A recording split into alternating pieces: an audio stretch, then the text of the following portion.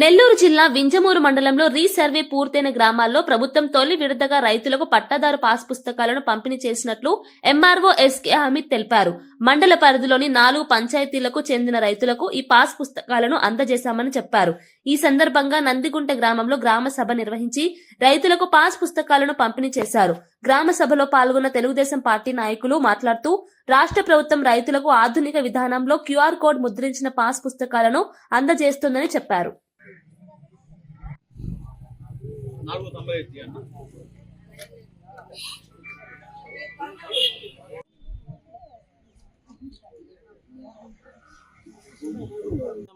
కరెక్ట్గా వచ్చింది.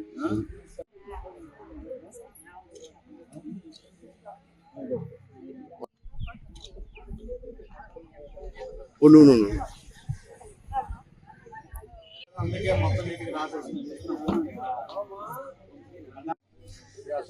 నాకేమైనా పెళ్లింగ్ ఉంటే చేపించాలా?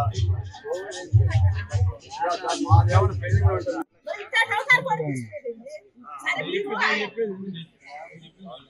మాట్లాడినా వాడు మట్టి ఒప్పుకోలేదు. మాకు ఏం మాట్లాడుకుంటాను.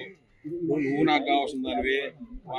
గ్రామంలో గ్రామ పంచాయతీ సర్పంచ్గా గ్రామ ప్రజల్లో తెలియపరిచి నందిగుంట గ్రామంలో వచ్చేసి పాస్ పుస్తకాల కార్యక్రమం జరగడం జరిగింది. ఇన్నూరు మండలం నందిగుంట గ్రామము. ఇక్కడ విచ్చేసినటువంటి గ్రామ ప్రజలు పెద్దలు అందరికి వచ్చేసి 437 దాకా పాస్ పుస్తకాలు మంజూరు చేయడం జరిగింది.